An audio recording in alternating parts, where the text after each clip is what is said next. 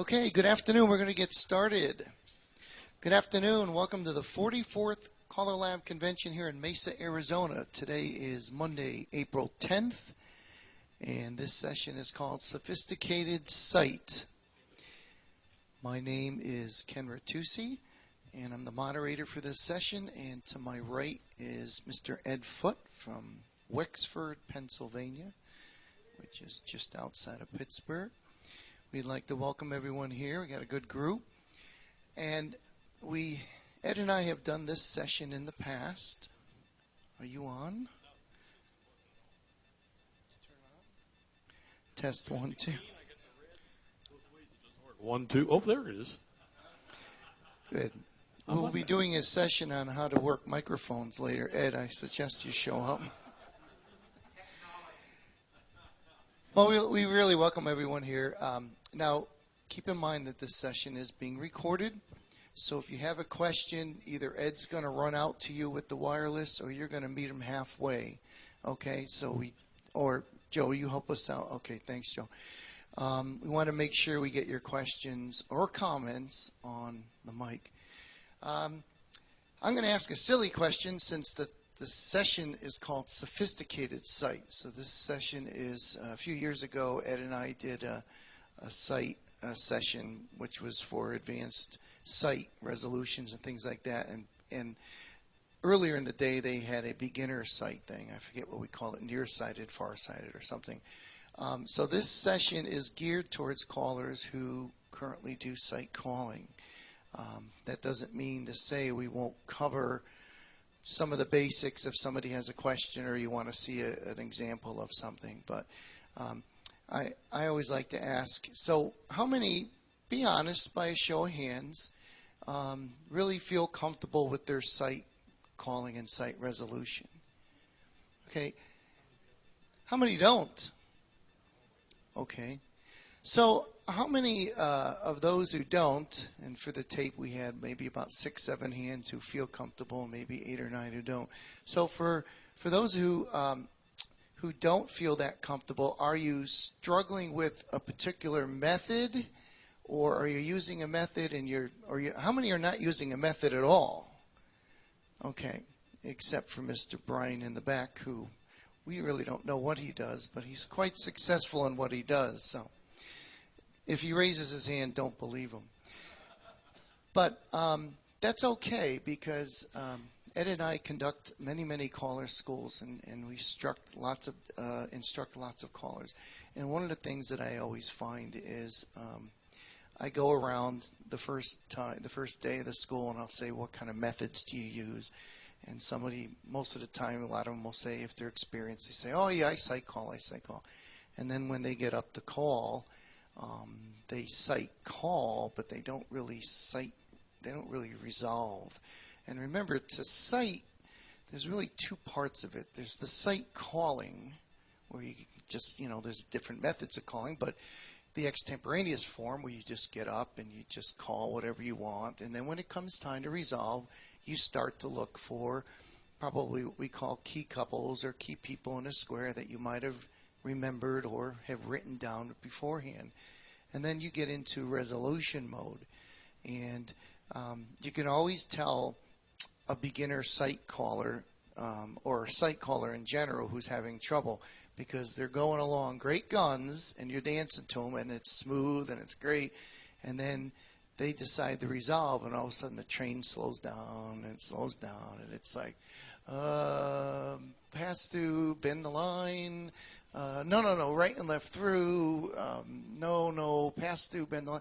So, and that's common. It's very common. And I don't say this to be critical. First of all, I've never heard most of you call in this room anyway. So, but in general, I've heard it enough, and Ed's heard it enough. And that's why the resolution is just as important as the calling, because the key to be a successful sight, quote, caller is to resolve at the same speed as you call when you're doing your sequence. And that's not easy to do. I'm going to hand the mic over to Ed in a minute, and he and I usually go back and forth. We've done many sessions together. We will welcome comments from the floor. If things are working for you, tell us what you're doing. If you need help and you say, I don't know how to do this, we're also going to show you methods that we use that are a little bit more sophisticated than the basic two-face line or facing line. And Ed's set up right away. He can use my microphone. But anyway, so don't be afraid to have questions. And we're going to get a square up, and we're going to show you some things as well. I personally love sight calling. When I started to call in the 70s, that was the thing. We learned modules, and I'm a big proponent of modules, okay? Continue to hone your skills with modules. You can't ever get enough of them. But I have found, personally for me, I'll speak for me, I can't remember thousands of modules. Can you? I can't. And I also find with modules that to some degree I'm limited, okay? There's only so many I can remember or different get-outs. So I like the freewheeling in the way of just calling. I want to just go out on the highway and drive at 65 miles an hour and just not worry about it until I have to get off my exit, and then I want to start the resolve. That's what I love, okay? I find modules are great. I find them to be a good foundation to build your house on, but I don't think that that's the only method we should ever use, and most experienced callers will say you should have 2 or 3 different methods, and as some of you out here know, do that anyway. But I'm going to turn the microphone over to Ed. Ed's got some opening comments, and we'll go from there. Yeah, I agree with everything that Ken said. I tend to call the same way. I always use sight. For those of you that raised your hand that said you're still kind of working on sight, what we're going to present today is like the end goal for you to get to. And so if you're not there yet, jot these things down, because to be a sophisticated sight caller and just be able to freeway down the road to 65, like Ken said, you need to do these things. And so we started off talking about resolution. So the first thing that a successful sight caller needs to do is to know the primary and secondary couple, right? We all know that. The key is there are rules for remembering a primary and secondary couple. And I have a handout entitled How to Remember the Primary and Secondary Couple, and it's up here, so you can get that afterwards. But the key is you must remember primary and secondary couple in a minimum of 3 squares. Minimum of 3 squares. Because if you only have 1 square, now if your club is only 2 squares, then forget that. But say there's a group of 5 squares, you need 3 squares remembering primary and secondary couple. Because if you only know 1 square and that square breaks down, you're dead in the water. If you only know 2 squares and one of them breaks down, then you're going to retrench and call nothing because you're so afraid that the one remaining square will break down.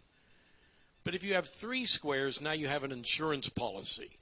And you can be pretty relaxed that all 3 squares aren't going to get down the drain. Personally, for me, I establish primary and secondary couple in 3 squares before I even start the tip. And then as I'm going along, I'm looking to pick up a 4th square on the fly. One of my philosophy is you can't have too much insurance. So the more squares I have, the better it is. The primary couple. And some of the things I'm going to say may seem obvious. And why is he saying this? I'm saying it because I've seen so many people not do these things. The primary couple should be the easiest couple in the square for you to remember. That's automatic. That's an axiom. That's automatic. But so many callers say, well, it must be couple number 1 because that's the way it was done at our callers' school. And granted, that's the way it tends to be done at callers' schools, and we may even do that here. But the key is that the primary is whoever is easiest for you to remember in the square. Whoever is easiest to remember in the square. So in this square, it may be couple number 2. In this square, it may be number 1. In that square, it may be couple number 3. Very important mental rule. No mental effort to remember the primary couple. You look at a square, the primary should jump right out at you. If it doesn't, If you look at this square and the primary couple does not jump out at you, you do not use that square because of the basic rule. No mental effort to remember the primary couple. So you go to another square. And why do I say no mental effort to remember the primary couple? Because if you have 3 squares, you have 6 couples in there. And people say, gee, how can I remember 6 couples? That's so many. Well, if the primary leaps out at you at 3 squares, now you're down to 3 couples you got to remember, just the secondary couples. So that's one key thing. No mental effort to remember the primary couple. And location in the square is immaterial. By the way, if any of you have any comments or questions at any time, don't feel you're interrupting us. Just come up, pick up the mic that's on the chair there, and we'll go with that. Ken, did you want to? The thing I also, if I had $1 through all the years of calling, teaching callers, if I had $1 for every student who got up there, and I'm not just talking new students, brand new students I don't even go through this with, but experienced callers. And also like to recognize Scott Byers, a accredited coach in the hall, and Scott has worked in several schools with me, so he knows what I'm saying. He's heard this before, and he would have great insight as well. But the key is, if I had $1 for every caller who said to me, oh, yeah, I know how to psych call, and then they start the call, and they write it down ahead of time, which we recommend, but then they can't resolve, and they're going around and around. We finally say, what's going on? You wrote it down, and they go, I forgot to look. Forgot to look. Has that ever happened to anybody? Show of hands quickly. How many write it down before you start? Okay. That's some of the best callers, and some of them are at this convention. Greatest callers in the world, literally. Write it down. I see them. I've danced to them. They write it down. There's no shame in writing it down, because as you're going along, and if you're successfully calling and moving dancers, and it comes, the light bulb goes off in your head, it's time to resolve. You look down. Okay, so you glance down for a minute and you start thinking. Then you look back up.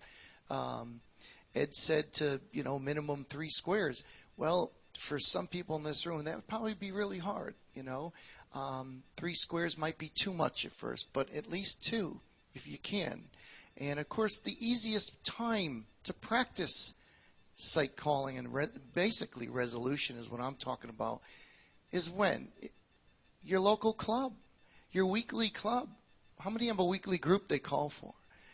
Okay, or a semi-weekly. If you have a weekly group or a semi-weekly or twice a month, whatever, those are the best people to, quote, practice on. Because why? Because you know them. You know them. You know John and Mary. You know Tom and Sue. You know Bill and Jim. You know whoever. You know them. Okay, so if you know them and if you know their skills, stronger, more stronger, less stronger, whatever, then look where they are in the square. And then that's what I do with my Thursday group. I have never gotten in the habit of writing it down. Have I missed my corner a few times? Yeah, I've missed my corner more than once. But I just personally never got in the habit of writing it down. At this point in time, I don't feel I need to, but at some point I probably will.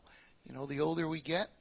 But I look at certain couples in a square, and I already know if they're the strongest couple. I'll just sight off. I'll just look for that man, and I'll look for his corner and that couple, and that's who I can remember. But I look for somebody strong. See, if I know the people, to me it doesn't matter. They may not stand out in the square as far as color, clothes, height, whatever other things we look for. But if I know them personally and know that they're good dancers, that's all I need to know. And I will ride the game with them. Ed? In terms of writing it down, that's fine. If that's how you can remember the primary, you have to remember the primary and secondary couple. So I don't care whether you emblazon it on the side wall. You've got to remember the primary and secondary couple. What I want is my mind to be a finely tuned machine. So as I'm going along and I see I'm coming up to a corner situation with the primary, I can hit it right away. That builds the excitement. But if I have to say, wait a minute, I got to look down on the paper and who did I write down? It kind of takes it away. Takes away the excitement of it. So I want to be able to sight call without writing it down. If I don't write it down, then my mind says, you better be alert here. You better be highly alert. You better be really alert, or you're going to mess up. And so I train my mind to be in this highly heightened stage so that as I'm cruising along and I see a situation, I can hit it right at that moment. That's my philosophy. That's how I want to train my mind. If I always write it down, my mind is going to say, I don't have to remember anything because I know I can look down and look at it. Now, you may not agree with that, and that's fine. If you want to write it down, that's fine. But for the ultimate and sophisticated sight, it's great if you don't have to write it down, because then as you're cruising along, you can take whatever is given to you. Then there was another thing he said. What was it?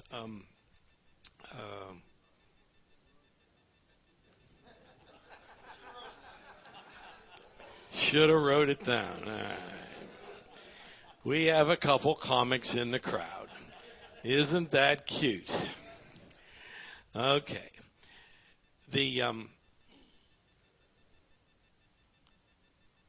I have always said, and as I just said, it's important to be able to get to the corner quick. Because that way, when you see a situation, you can hit it right there. If you've built the dancers up for success, you can hit them right there. You don't have to wait a long time to figure out who the corner is, and then the excitement is lost. So how quick is quick? My rule of thumb has always been 15 seconds.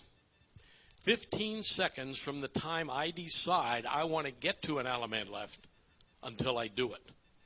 In other words, if somebody's standing behind me and snaps their fingers, I got 15 seconds to get to the corner. Now, I've always said this, but I decided to test out this theory. A few years ago, Ken was at my place calling for my club, and we decided to test out this theory. So we had the group, and there were some callers there. We said, set up six situations for us. We'll leave the room. You set the dancers up however you want to set them up, and then we'll come back and you time us on how long it takes. And have the first 2 or 3 be kind of simple things, 2-face lines, facing line, quarter tag. And then the last few be a little more sophisticated in terms of formations. So that's what happened. We left the room. They would set up the formation. One of us would come back in with our eyes down to the floor so we couldn't see the square. When they would say go, we would look up. They'd start timing. We hit it. And then the other caller would come in. And the idea, number one, was to see who would win. And the result was the 2 silkworms that entered a race finished in a tie. So it was 3-3. But the interesting thing was, from basic formations, facing lines, 2-face lines, waves, quarter tag, the 15-second rule applied.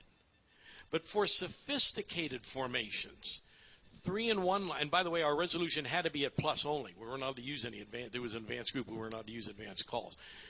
But for 3-in-1 lines, an hourglass, and you can set people up in an hourglass without calling an hourglass at plus. For those, it took us longer. It took us between 22 and 25 seconds. So this was interesting. I just thought I'd pass this along, that this has been tested out. For simple stuff, 15 seconds, and for sophisticated, it's okay to go a little longer. I thought it was 4-2 in my favor. I don't remember that.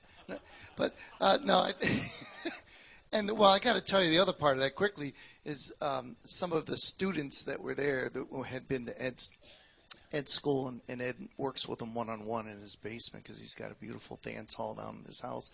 And he gave them the assignment a couple of weeks beforehand, and they were like kids in a candy store. They couldn't wait to see who they can stump because they also knew me, and then of course they were out to get Ed as well. So, and it was a lot of fun. I had never done that before, but it was pretty cool to come in and turn around. And it's funny because we resolved differently in each of the 6 sequences, okay? Even though I know on 1 or 2 I might have overlooked something really easy. I went the longer route, and on a couple of them he went the longer route. But see, if you give a snapshot of a situation in a square, and if we went around the room, we'd probably get about 15 or 20 different, we might get 12 or 15 different, resolutions. People see things differently.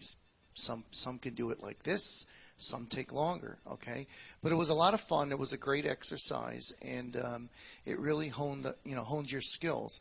But remember that sight resolution, I don't care if you use a basic method or you use something we might show you today, or you just resolve the way you resolve. Sight resolution is only as good as how you've been calling up until the time is resolved.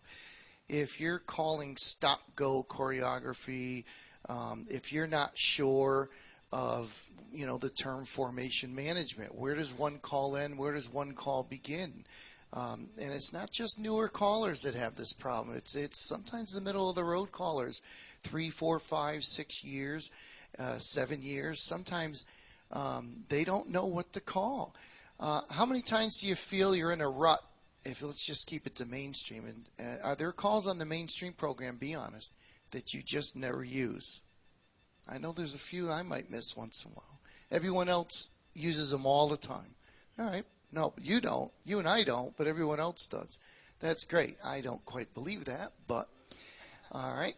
But anyway, the key is your resolution can be outstanding. However, if you're calling up until the resolution isn't, it's not a full package, okay? That's the beauty of sight calling, is to be able to get up and just call what you want, but be able to move the dancers professionally and move them around. And, there's many things we have to think about when we're going to resolve and we're going to call. You've got to keep your eye on your hand availability, your timing, your body flow, the choreography. Where does one call end? Where does one call begin? How much time do you give between calls? All that may not sound, what does it have to do with sight resolution? Well, to me, it's the whole package. Because if you're sight calling, there shouldn't be any interruption on what you're doing. And if your mind goes blank, I tell student callers, I'll say, look, if you don't know what to call next, call spin chain through girls and circulate double. Okay, it's not what you wanted to call, but gives, while they're dancing it gives you time. Gloria? Are you going mic to? Work. Okay, I got it. Yeah. What I wanted to know is, in a tip, which probably would last 7 minutes, maybe, a patter, how often do you resolve? My name is Gloria Vivier from Massachusetts. Thank you. That's good. Everybody say their name when they're on. That's a good question. My preference, and this isn't a rule, this is just my preference, I want to give a lot of carrots. I want to give a lot of rewards. If they've been successful, I want to give them a carrot of a reward. If the square's broken down, I want to get everybody back so they can get going again. So my rule of thumb is 1 minute. 1 minute per sequence. And so in a 7-minute tip, I want at least 7 alamans, 7 get-outs. But I recognize that there is the philosophy that if the whole floor is going, why bother getting them out? Just let them keep dancing for 2 or 3 minutes. I can't disagree with that philosophy, but that's not my philosophy because I want the carrots in there. And the thing you notice, too, is how many have been calling more than 5 years? Show of hands. But there's a lot of experience. How many more than 10 years? 15, 20. Okay, so maybe we're preaching to the choir. Maybe you already know all this. Maybe you don't. But our opinion is, my opinion is, that it's almost sort of like intuned into you after a while. Like I get asked the question, well, how do you know when to resolve? Well, for newer callers, you try to tell them maybe after so many calls, maybe after 12 or 15 calls, try to start to look to resolve. But as your experiences, and many of you are, I bet you don't even think about it anymore, do you?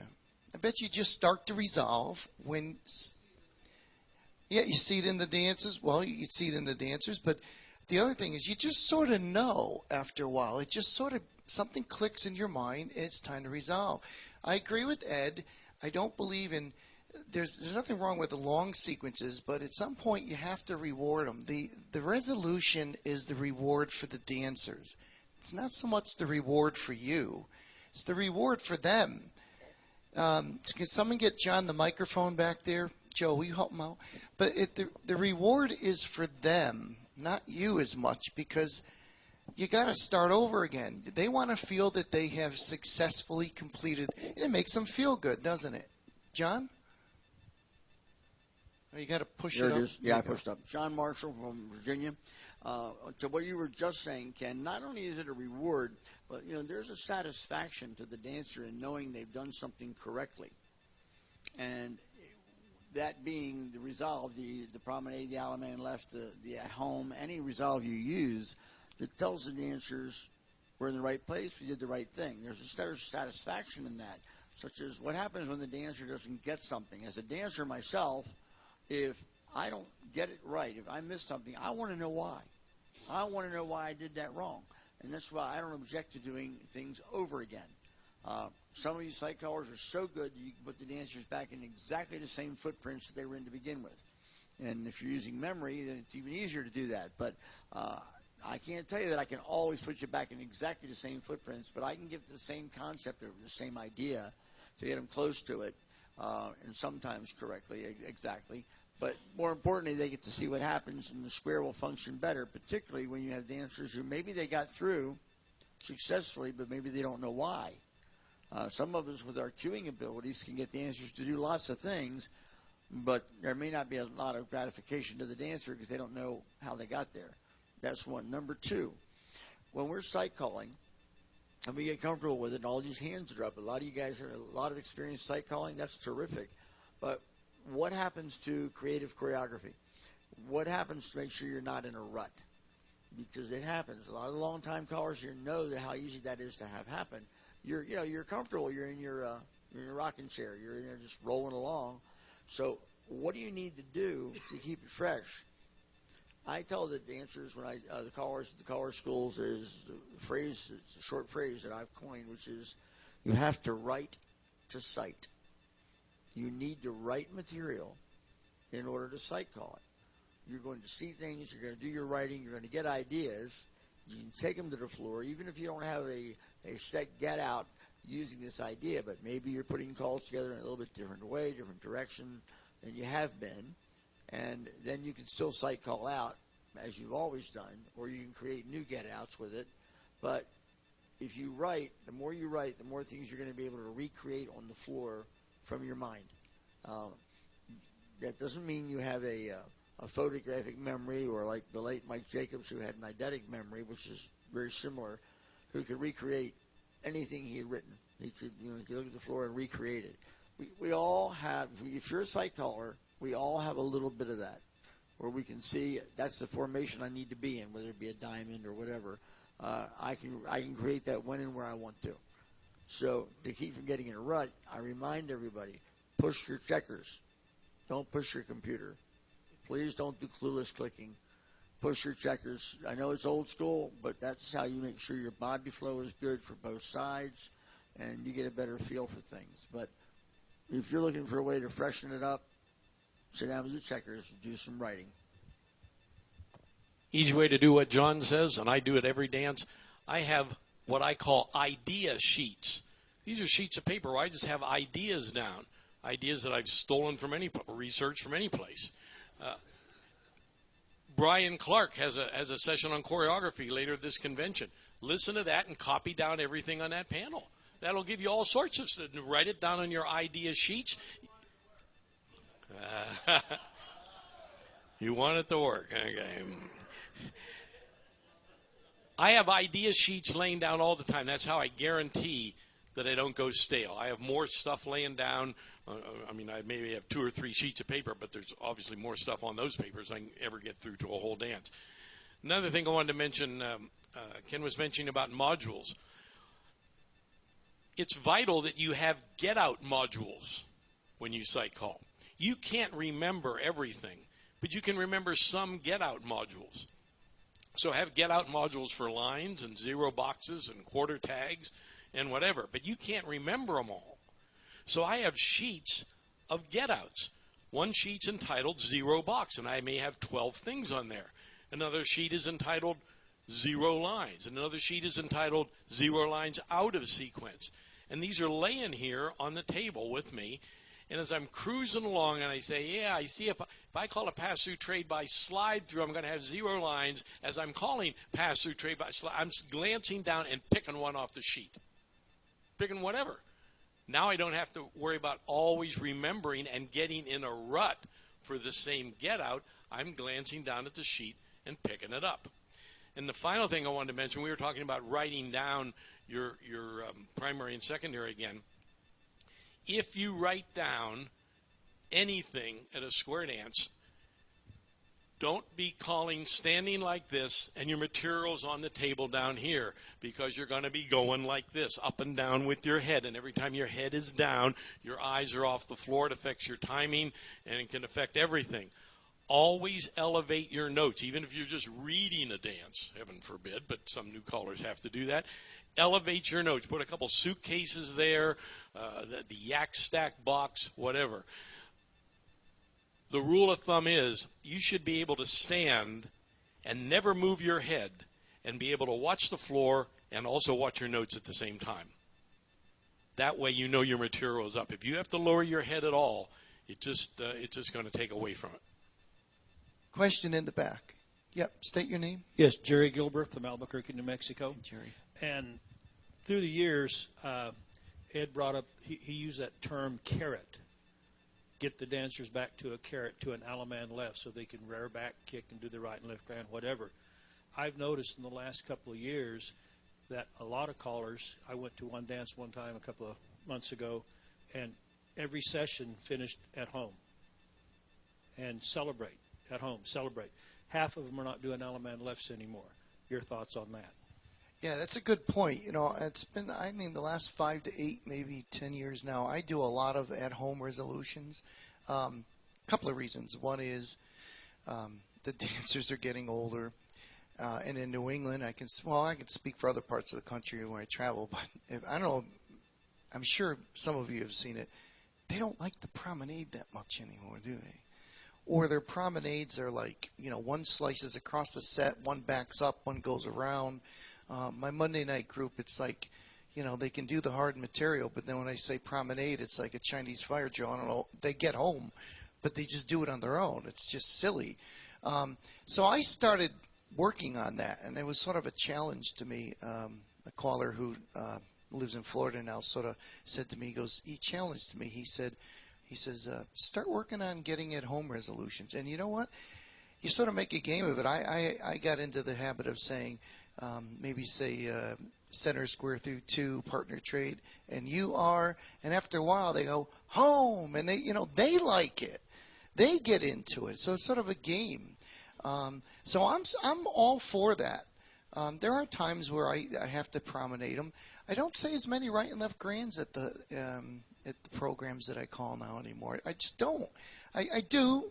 It's not like I don't call any, but I don't call as many as I used to. I really work on that get at home. Anyone here do the get at home ones? Yeah, it's pretty cool. They really like it. They feel just as much that they've accomplished by getting home than they do if they have to do the right and left grand all the way. Joe, you got a question? Actually, it's a comment. I do one tip of getting them home, and the rest of the night just Alaman left or whatever else. But the one tip in particular, just get home. Who are you, Joe? Joe Gonzalez, Clovis, California. My philosophy is I feel mainstream and plus dancers like the Alaman left, and to some extent, and they like the right and left grand. Advance and challenge is all into at home nowadays. So I still call a lot of Alaman lefts, right and left grands at mainstream and plus because that seems to be the excitement for the dance.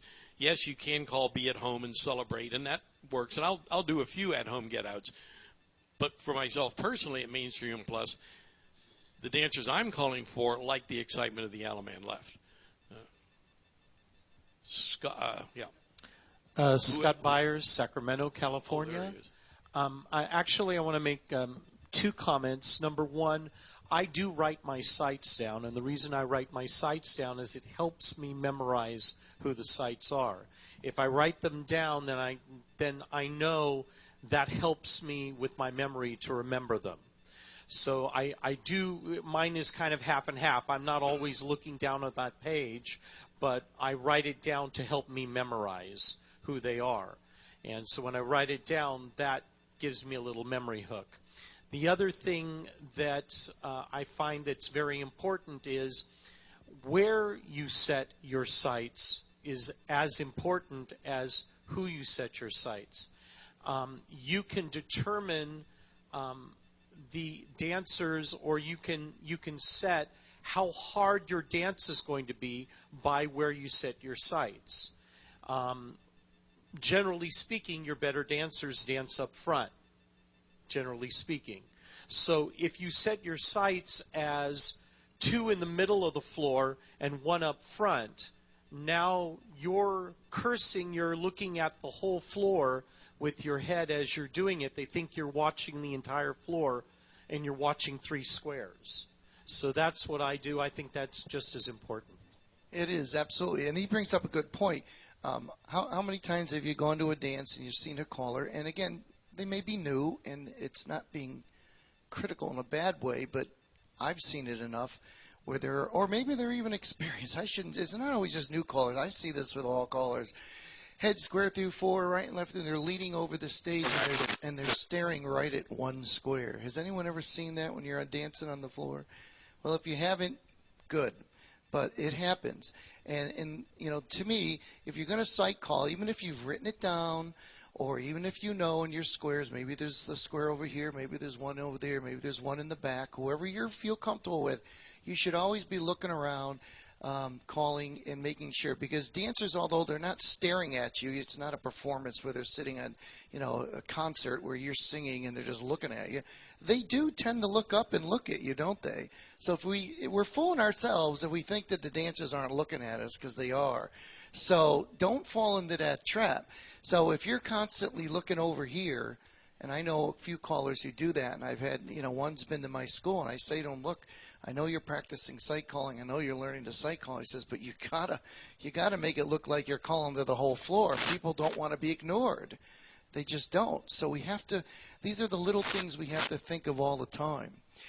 We are going to get a square up. We are going to show you some stuff, so it's not just all lecture. And we have one final thing from Ed, then we'll get a square up. Want to mention another key on on sophisticated sight is if you know the formulas for sighting Dixie Grand. And I say this because Dixie Grand is an exciting call, and you can make it exciting with your voice. And the neat thing about Dixie Grand is you are never more than 10 or 12 seconds away from a Dixie Grand get-out, no matter where you are in your calling. And the other neat thing is most people don't know the Dixie Grand get-outs, unfortunately. They may have 1 or 2 sequences that they've written with Dixie Grand, and now they've done their Dixie Grand duty for the night, and they don't do any more. Dixie Grand will lend excitement to your calling, and we will show you that when we hit the square up. So let's get a square up if we can. Yeah, can we get a square up? We'll keep talking while we're doing this. So we prefer 4 women if we can get them, just so it makes it easier for everybody, and then 4 guys. I know, but just for the... Thank you, Jane. Anyway. So... Okay.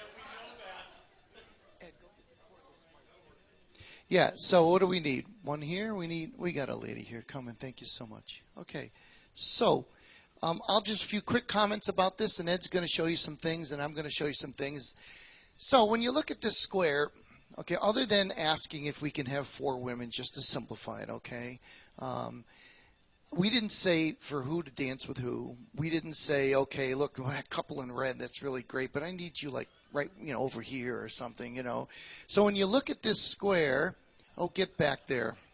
So When you look at this square, this is real life. People square up. You don't know how they're going to square up. Every tip's going to be different, okay? Sometimes there's lots of singles, and they have single rotations, and they have different partners. You call for different groups, gay groups and stuff. Everyone has different partners every tip, and it's just wonderful. That's the beauty of it, because each tip is not the same as the one before. Okay, I doubt they're going to square up like this the next tip. If we were at a dance, they'd be out among the floor with other people. But look at the square that was handed to you. Now, when I look at this square, I don't have to side on 1 and 4, but I personally would, 1 being the red couple right here, because A, it's red couple. All right, granted, I know there's a guy with a red across from me, and that could be confusing to some people. Because remember, it doesn't look confusing right now, does it? Because we're sort of taking a picture of it with our mind. But when we start calling and moving everybody around the square, and you get nervous or you're starting to resolve, and it's like, oh, which red guy was it? I don't remember. It could have been him. Maybe it was him. And you're thinking this as you're trying to resolve. You got a 50-50 chance. Okay, I'm going red, and I'm going Brian and Lonnie, okay, because I know them. And also, even if I didn't know them, I'm sorry, honey, I love you, but you're the shortest woman in the square. And she just sticks out in my mind as the shortest woman in the square, and I know if I got red man and short lady, I'm good to go. Now, this is a trap because we're going to use a primary couple here, but we got a red man over here. I understand. You have to, in sophisticated sight, you have to recognize before you start calling that this is a trap, and how are you going to train your mind to know that it's this man, the primary, and not this man?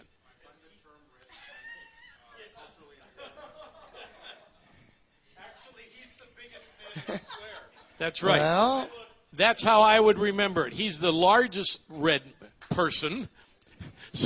With the shortest lady. and it's perfect with that she's short, as Ken said, as the secondary girl. It's perfect. But how do we let's say that she and Jane were the same size and didn't have any distinguishing clothes that they were wearing. This is where you have to force yourself and just burn it into your mind that she's the secondary girl. But here we know it's great because she's slightly smaller, so it's great. Okay, go ahead. Oh, you're going to show them the Dixie Grand thing? Oh, okay. Yeah.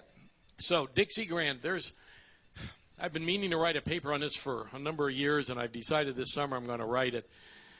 There are all sorts of formulas for Dixie Grand. I'm going to give you 3 formulas for sight calling the Dixie Grand that I want you to memorize. Write down. Memorize these 3. The rest, other stuff, have written down. You can glance down and pick it up as you go along. But these are the 3 that are the key for just being able to sight call Dixie Grand. Okay, let's have the sides. I want to stir the bucket twice. Oh, I see. You're going to look at it because I from want the this primary angle. couple Okay. over toward you. Sure. So they can see. Yeah. All right. All right. Sides, side star through. Okay. And, of course, when we're doing walkthrough, then we're not concerned with body flow, so I'll call zoom. And how many times would we hear that combination with the music going side, star through, and zoom, which is a disaster that should never be called because it's a direct reversal body flow for all the sides. So here's our first setup for Dixie Grand. Write this down. Primary couple in the center, secondary girl behind, nut with partner. That's it. Do we need to walk it to a Dixie Grand to see that this works? We'll do it one time. Dixie Grand, go. Right, left, right. Element left. Promenade back home. Home, yeah. Yeah, you have a new home. I always tell the dancers if they forget where home is, they can just put their hand here because home is where. Oh, jeez. Let's have the head star through and do the zoom, which we can do because we're only walking it. This is also part of this thing I told you to memorize, but it's the flip side of it. It's the corollary. This time it's the secondary couple in the middle, primary man behind nut with partner. So it's like A and B under this type setup. Okay? All right. Let's do a zoom. Center's right and left through. Here's the second thing to memorize. Even if you're only calling modules, this is great. Anytime the centers can pass through Alaman left, and we see that, right? Centers can pass through Alaman left. Don't do it. No, Don't do it. Don't do it. Anytime the centers can pass through Alaman left, instead call double pass through, go. Dixie Grand, leaders are right, pull by, everybody left, pull by, everybody right, pull by, and Alaman left. Notice that I raised the inflection of my voice because I thought maybe some of them wouldn't have it promenade home, wouldn't have experienced it from that setup. And that's the way it should be called the first couple times. Once you've done it several times, then all your dancers or whatever floor you have will handle that. But that's key. We have numerous times in a dance when centers can pass through Alaman left, so called double pass through Dixie Grand. Yeah, and if you're calling the plus dance, you know, how many times have we danced? How many times have we heard zoom square through 3? Well, if it's a plus, the Dixie Grand is the equivalent to a zoom square through 3. You don't need to call it. At mainstream, can't use Dixie Grand, but or if you call zoom, if it's going to be zoom square through 3, instead do the zoom and centers right and left through. Now you have the setup for the centers pass through and do the double pass through. The third place to memorize, heads back out to the right. No, heads don't do that. Heads star through. Heads California twirl. So the third thing to memorize, it's a 0 box. And what we memorize is pass through, go, Dixie Grand, right, left, right, and Alaman left. And, of course, we have 0 box all the time when we're calling. Those are the 3 to memorize. And if you have them memorized, you'll see that occurring numerous times as you call. That's going to speed up your resolutions. It's going to make excitement. And one other thing I'll mention about Dixie Grand that's done in some parts of the country, when the caller calls Dixie Grand, he usually cues it right, left, right. Some of the dancers will shout out, right, left, right, as though they're helping the caller. And so I will tell dancers, if they haven't heard this, that this is what's being done now in square dancing. And this is a fun thing that you can do with your group.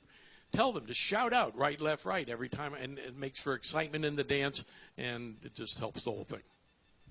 Switch. Yeah. Okay, good. Any questions or comments before we move further? We're all good? Okay, we're good.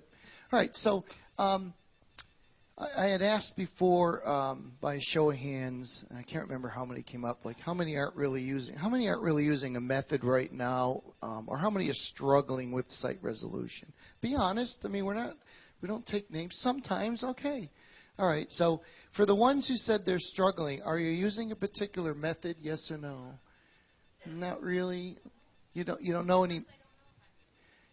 Okay, sometimes you don't know if you're using a method. Okay. Yeah. Is everyone in this room familiar with the methods of sight resolution? Because I don't mind going over them because I want to help everybody. All right. I know we got a lot of experienced callers here, and you may walk away with, I know all that. But we thank you for your participation here. But you know what? Everyone always picks something up. You must have a method. If you don't have a method, you will never proceed.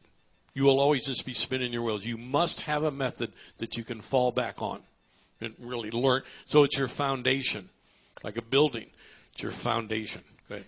So, all right. So I'll show you a very basic method that works. It's the one that we like to teach callers that are wanting to learn sight calling. Many of you might have already used it. You don't use it anymore because what happens is after we master a method or two, and the more we call, the more experience we get, guess what? You sort of wean off that method step by step, and you see it. And why do you see it? You see it because you get experience, and you start to see on the fly, well, I don't have to get them into a two-face line and then do all these steps. I mean, all I got to do is say bend the line, Alaman left or something.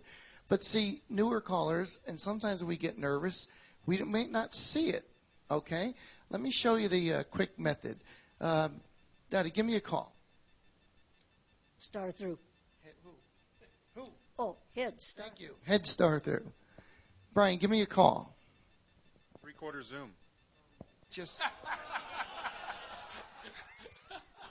Double password. thank you. Why do I ask him anyway? Give me. Leaders partner trade. All right, good. Leaders partner trade. Give me a call. Touch a quarter. Thanks, Jim. Touch a quarter. Joe, give me a call. Swing through. All right, swing through. Yeah, that's okay. We'll take it for now. Steve, give me a call. Scoot back. Scoot back. Good. All right. Let's see. Ed, give us a call. Split circulate. Okay. Okay, so stop. All right, now I'm going to show you quickly the two-face line method. We're doing extemporaneous calling. And what we're doing is everybody's call. Picture that being one caller, but everyone gave a call. Let's tell the CD people where the square is. Right now we have parallel right-handed ocean waves with the buoys in the middle. So what I want to do is, if I use the two-face line method, again, it's amazing how many times somebody says, I really want to learn a sight calling method, and you teach them the two-face line, and the first time they get up there, they get you into like ocean waves and they try to resolve. I said, no, it's called the two-face line method because you resolve starting from? Two-face line. Thank you. You're so good. Oh, well, I know that, but I'm showing other people. So the first thing is we get them in a two-face line. Boys run.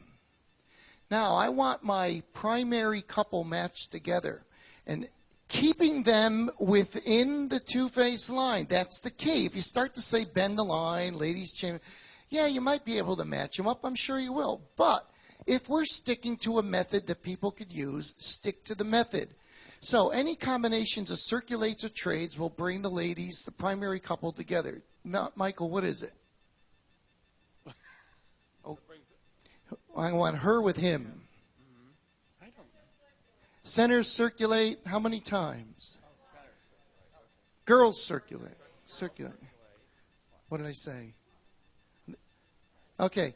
Now, here's the deal. I wanted my primary couple together. Did I get them together? But the key is now you want the secondary lady in the same line as your primary couple without breaking up the primary couple. So by keeping them together, Jane, how can I do that? Yeah. Couple circulate. Thank you. I knew you knew the answer. Couple circulate. Okay, from here, I've got my primary couple. I got my secondary lady. I don't care about the secondary man. Nothing personal, Brian. But I don't need him in the line. If he's in the line, great. If he's not in the line, it doesn't matter. I got who I want. The next call is an automatic wheel and deal. Wheel and deal. I want my primary couple on the outside. Are they there? Yes. If for some reason they weren't there, I would call a right and left through to put them there. I don't have to. I know that have followed all the steps, the dancers have done what they should do. I know that my number one man is looking at his corner. And there's only two scenarios that could exist. He will be looking at his corner. She either has her partner or she does not have her partner. Does she have her partner next to her? So that means we're in a corner box. Everyone's looking at their corner. So you could say, fine, don't do it. Jane, will you switch right here with Lottie? Thank you. Okay. No, I didn't want to change that. I wanted to change the men. Thank you. Thank you very much. How confusing that is. Thank you. All right. I changed the men. So where I said she either has her partner or she doesn't. The first case, she didn't have her partner, so we were in a corner box because her partner was behind her. It's the same thing as saying head, step in, and face your corner or sides. She has her partner, so the get out from here means everybody has their partner. Swing through. You could do a turn through to a left element, or you could have done a swing through right and left grand.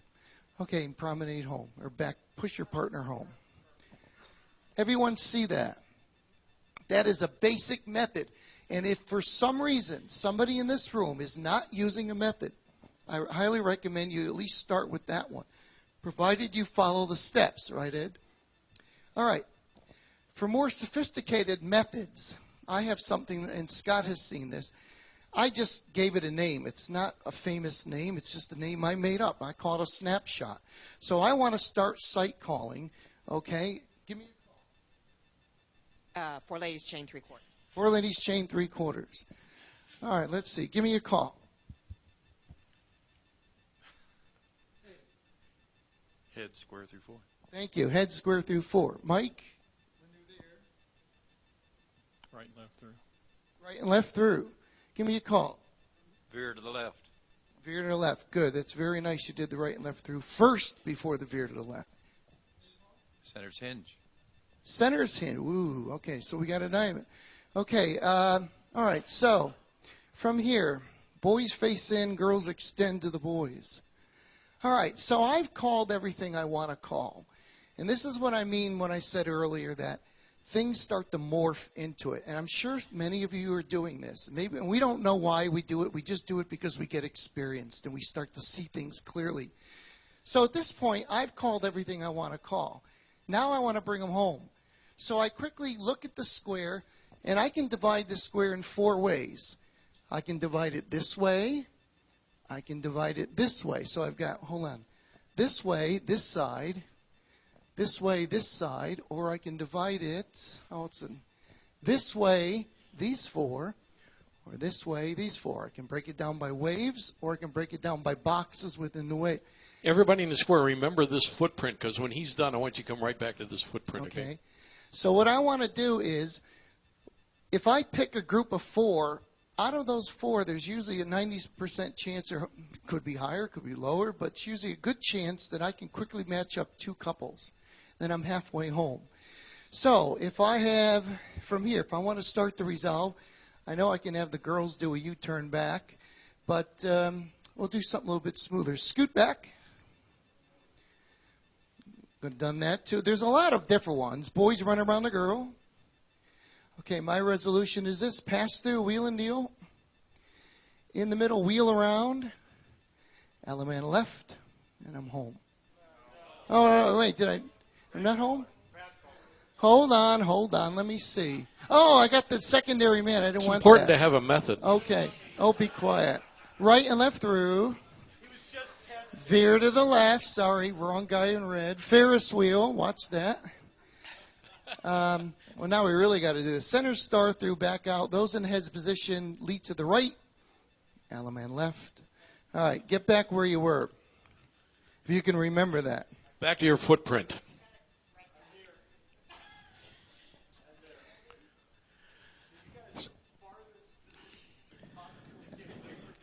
I could have picked another segment. That's the one I picked. So some people ask, what is your thought process as you're going through sight calling? And I'm from right here. Here's my thought process when he had him here. The first thing I look for is the primary couple. And I see the primary girls diagonally across. I know that automatically means the primary man has his opposite. Therefore, if I call an all 8 circulate, that will bring the primary couple together. Suggested. There you go. At the same time, so I will call the all 8 circulate. But as I'm calling the all 8 circulate, I look at the secondary girl and see what's happening with her and Brian.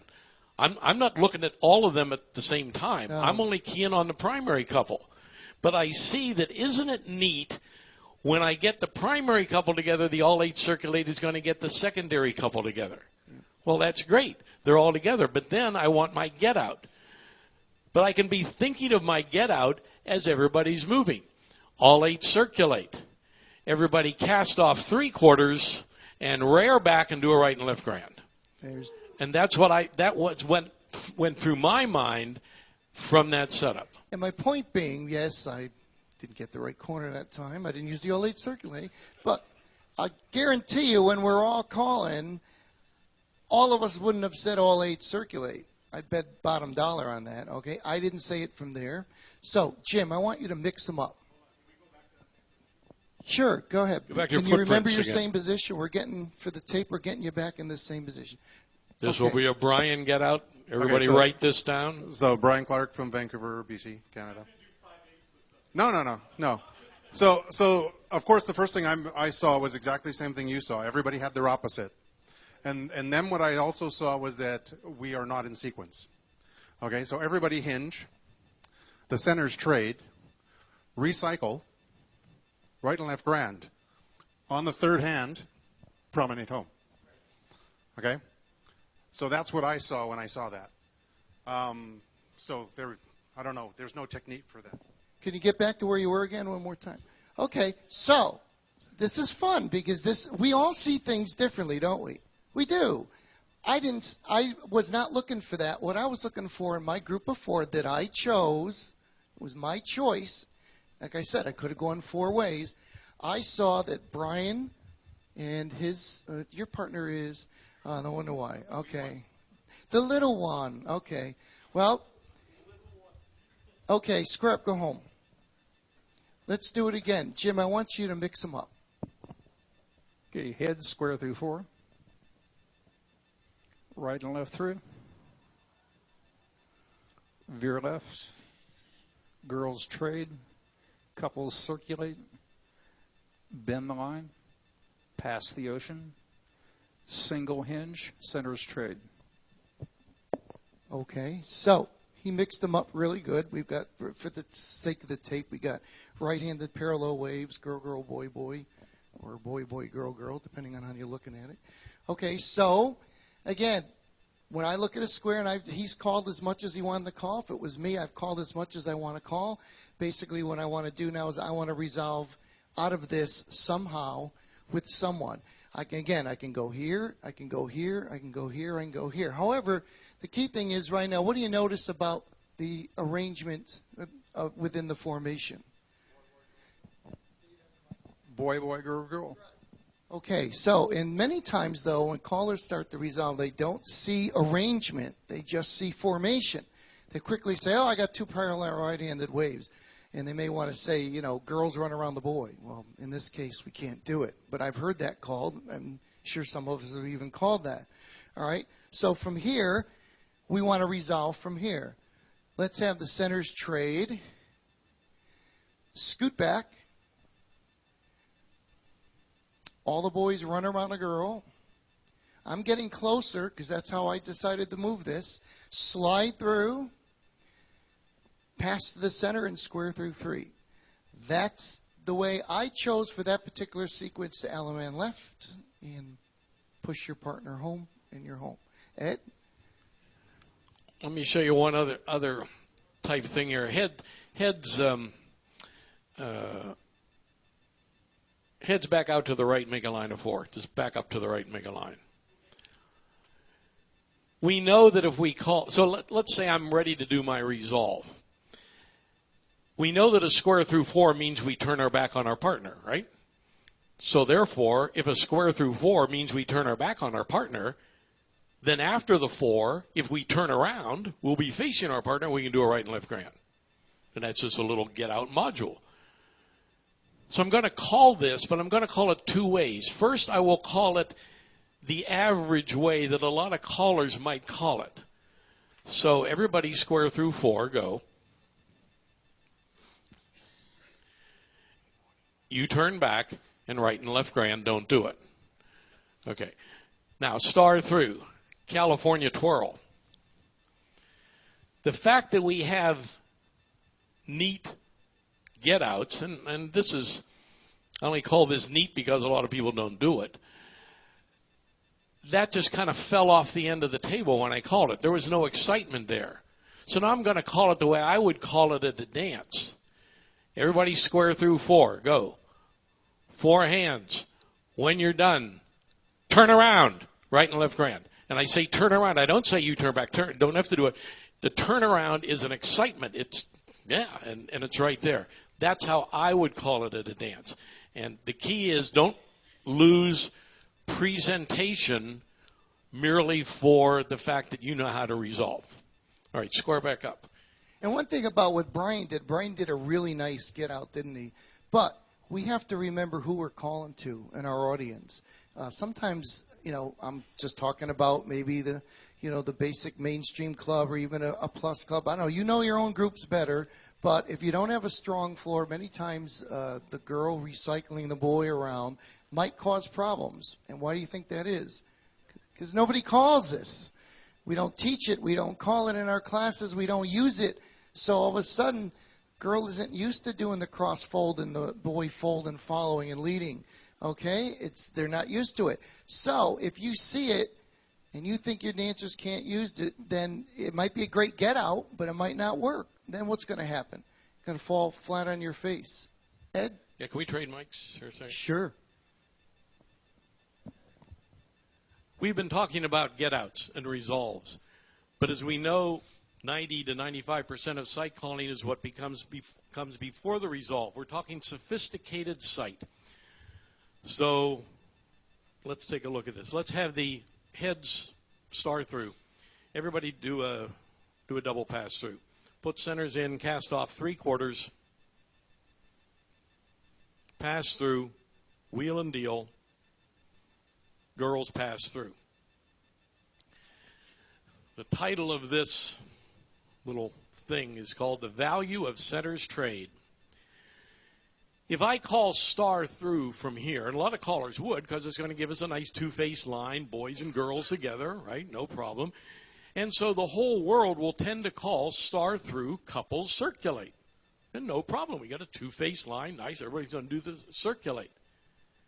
But calling the call through, the combination of star through couples circulate is going to be awkward for two people. And by the way, for the CD, we have girls in the middle facing boys on the outside. It's going to be awkward for the outside right-hand man. Brian? Scott. Yes, right. Why? Because look what happened. Watch Brian because he's closest to you. We're going to do the star through. Go ahead, do the star through. And watch how, notice he's turning to his right. Any call I call now is awkward for him. If I call couples circulate, he has to come back to the left. If I call Ferris wheel, he has to come back to the left. If I call wheel and deal, he has to come back to the left. So it's awkward it's also awkward for Scott. The other 6, no problem. The other 6, so go back, unrun. The new call, unrun. Or on star through, yes.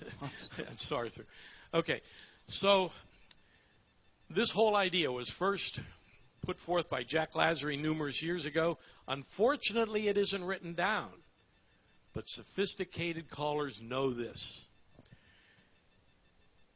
After the star through and before whatever the next call is, insert a center's trade.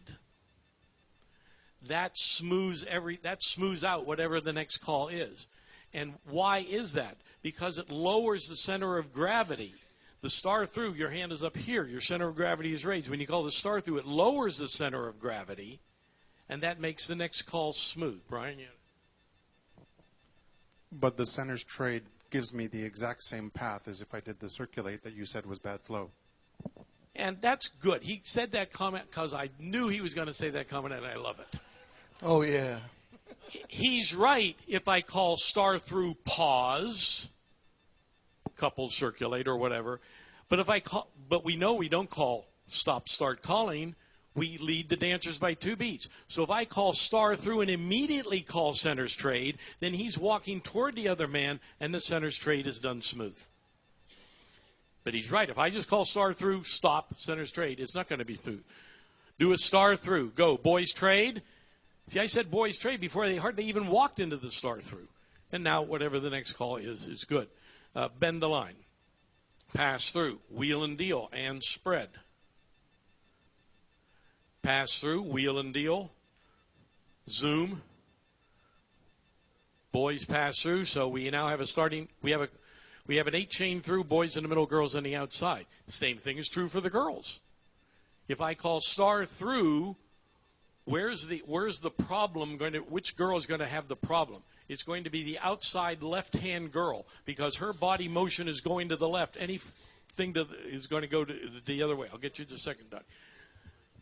Star through girls trade. Go. And now we can do whatever we want to do. It's timing as well.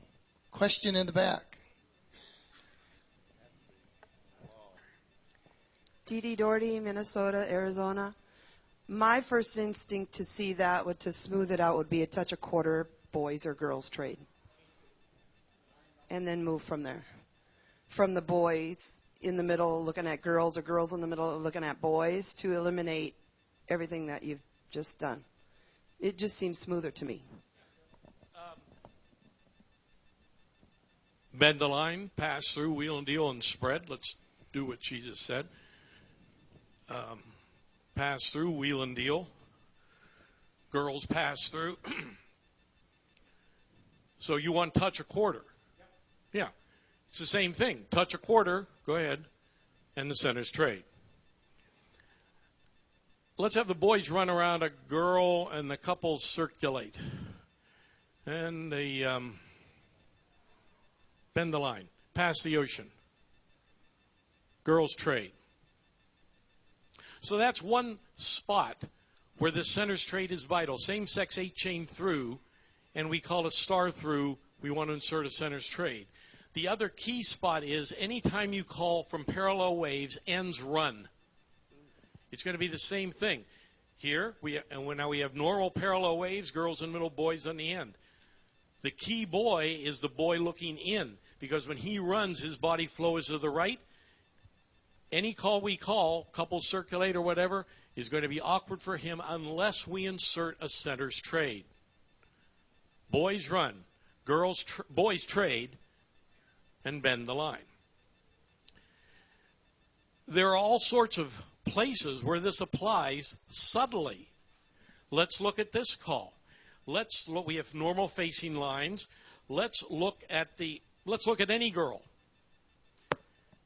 Pass the ocean, and so all the girl's body motion is toward the left, to the center, and the whole world would now call swing through, right? But what happens on a swing through? The girl has to come back to the right. So the combination of pass the ocean, swing through, which the whole world calls, doesn't feel that great for the girls. Feels great for the guys. And, of course, that's a problem since most callers are guys. They say, well, if it's great for the guys, it must be great for the girls. I don't worry about the girls. Well, that's the problem. So what do? Do a recycle. So we're going to get out of this. Star through. So how do we smooth this out? We call before the swing through, after the pass the ocean, before the swing through, we're going to insert a girl's trade, and that'll make it smooth. Now, we don't say pass the ocean, pause, girl's trade. We blend the whole thing together. I'm going to say girls trade before they ever touch on the hands on the pass the ocean. Pass the ocean, girls trade. Don't worry about that right now. That? Burleson's number. Never Okay. mind. Recycle. Star through. So what's the end objective here? Anytime you are in doubt of smoothness, insert a center's trade. Now that only applies to waves and two-face lines. It doesn't apply to lines facing out or facing in. But anytime you're in doubt, insert a center's trade. What will that do for your dance? At the end of the night, people, especially the girls, will leave and say, gee, this dance has felt smoother tonight. I don't know why, and they don't know why. They're not callers. But it just felt smoother. And if your dance feels smoother because of these centers trade versus the other caller down the street, then maybe they're more likely to come back to your dance. Comments or observations? Yeah, we have like 2 minutes. Any comments? No, we go to 3:45, don't we? No, that's when the next session starts. We Oh, go to 3:30. okay. Any comments? How about a nice hand for the square? Give him a nice hand. nice Thank hand you, for the guys. Joe has a comment right here. Joe, right up front. Thank you. Joe Gonzalez, Clovis, California. My wife always tells me callers should dance the girls' part to find out how the girls feel being pushed and being pulled and being put all over the place. Absolutely. Yeah, they would know. Mark, can we hand the mic to Mark over here? Great. We're just about done, gang. Mark Fetzer. When you had the ladies in the center, or men in the center and the ladies on the outside, and you did the touch a quarter and trade, the other advantage of doing that trade is it reminds them that they are in a wave, especially with newer dancers. If you tell them centers trade, then they realize they're in a wave. Ed, any final comments? Okay, we'd like to thank everyone for coming. Again, the idea was I showed you a quick basic two-face line method. If you're not using a method, try to learn one. If you've got an experienced caller in your area, start practicing it. If you've got groups you call for, they're the best people you can work with. And if you're already doing a lot of this, I know many of you out there probably are, you just start to see it. But, that doesn't mean you got to get into a rut with the same get-outs you have. And watch your get-outs, so sometimes you miss one. One other thought, if you're not using a method, CALLERLAB has the write-up on facing line site, two-face line site. Right. Just contact the home office, and you'll get that. The handout is up front on how to remember primary and secondary couples in 3 squares. Great Thank session. you for being here. Have a nice hand for Ed Foote. And Ken Thank you, Ritucci. everyone. Enjoy the rest of the convention.